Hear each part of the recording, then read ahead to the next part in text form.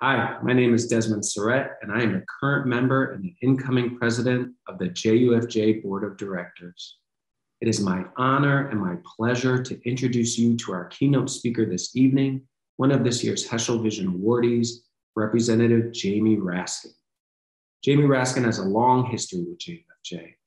While the nation knows him as a member of Congress, an expert in constitutional law, an impeachment manager, and more, longtime JUFJers first knew him as State Senator Raskin from Montgomery County.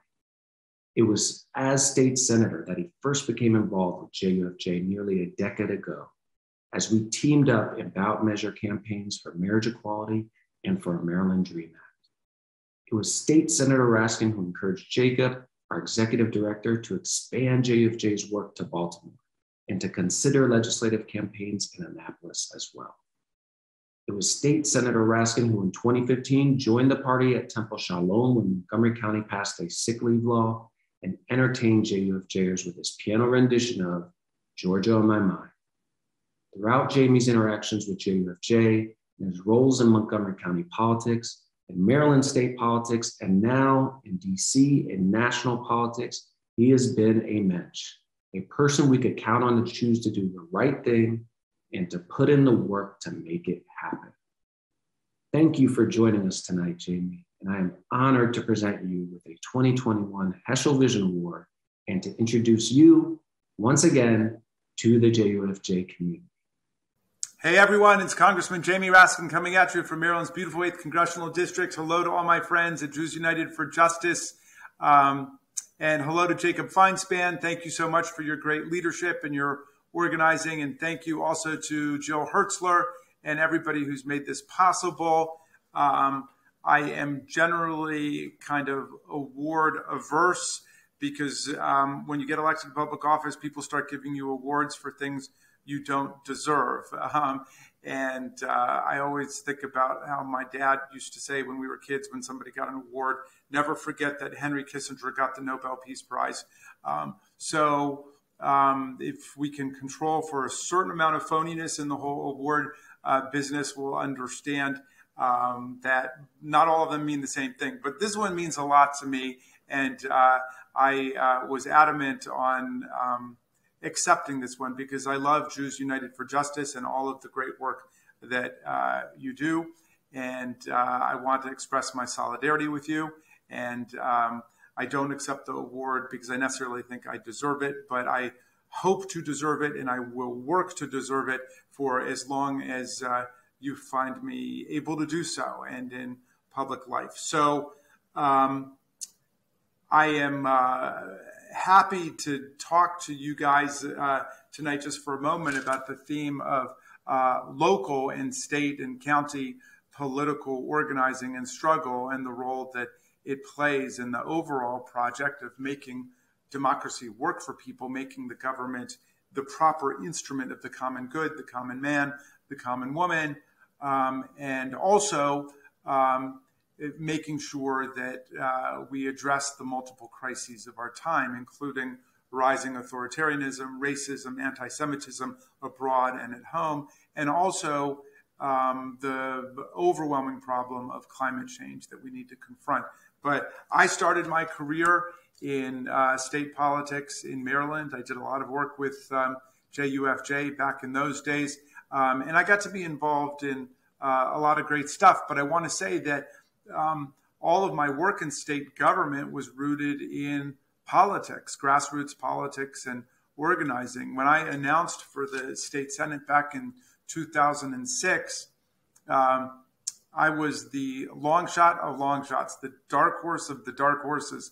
And I was running against a 32-year incumbent who was the president pro tem of the Maryland State Senate. And my favorite story about that race is that our local newspaper, the Montgomery Journal, had an article quoting a pundit who said Raskin's chances of victory are considered impossible.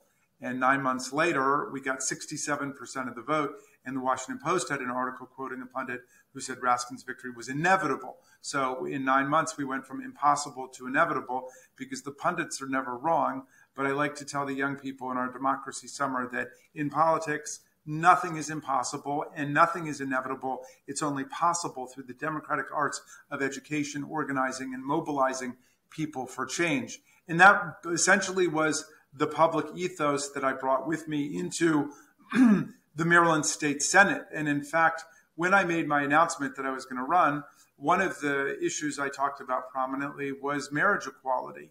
Back in those days, it was considered a total lost cause. Nobody thought that anything ever really was going to change. But I talked about it, and I kind of interwove the theme through my speech when I made my announcement. And afterwards, a woman came up to me and she said, "Jamie, great speech. I loved your speech.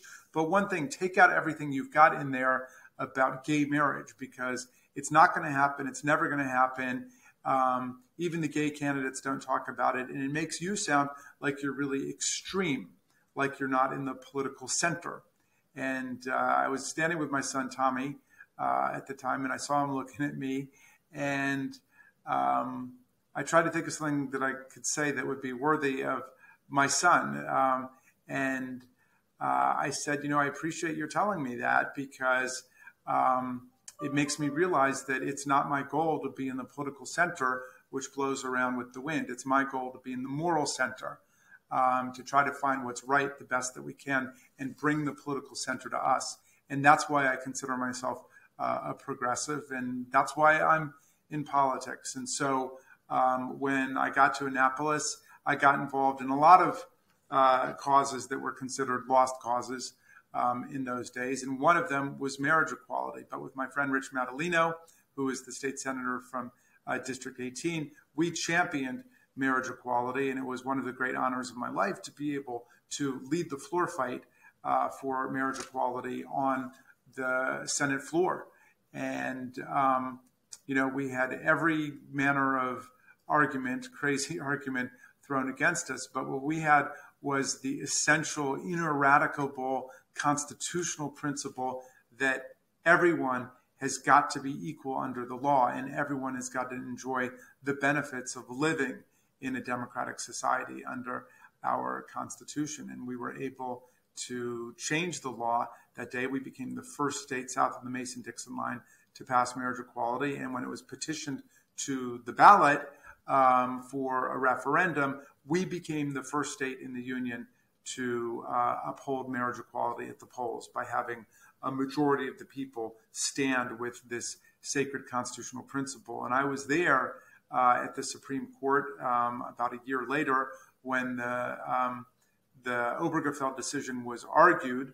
And I remember following Mr. Obergefell outside afterwards, and he was mobbed by reporters, and they asked him how he felt. And he said he felt very good about how the oral arguments had gone, but he wanted to thank the people of Maryland, because had they not done what they had done, he said, his partner and he would not have been able to fly from Ohio to Maryland to get married at Thurgood Marshall Airport on the tarmac, and then fly back to Ohio, only to have their marriage dishonored by their state, which is what led to the litigation and then the decision. Well, what a proud moment that was for me, but I saw the way in which local politics, state organizing, grassroots mobilization translated into real legislative action and success at the state level, and then that turned into a national principle that has really helped to move our politics forward. And I could tell you the same story about the abolition of capital punishment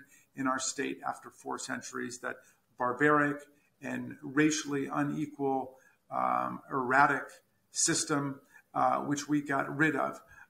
The same thing about passing medical marijuana, about decriminalizing marijuana, about eliminating mandatory minimum sentences in drug cases, about the passage of the National Popular Vote legislation in Maryland, launching an interstate compact nationally to help us break away from the undemocratic and inegalitarian and antique and dangerous electoral college to a real national popular vote for president in issue after issue. It began at the ground level. It percolated up through local and state government, and then Maryland helped to become a major force in terms of nationwide change and indeed global change on a lot of these issues. So that's just to say Jews United for Justice is having a great impact in all of the amazing work that it does on everything from workers' rights to minimum wage to climate change.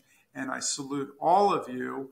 I really should have an award for you for what you've done. But I will share this award in the spirit of solidarity and democratic community. And I look forward to many great struggles and many great triumphs ahead as we try to defend our democratic institutions and then further spell out and elaborate the meanings of democracy in America. Thank you so much.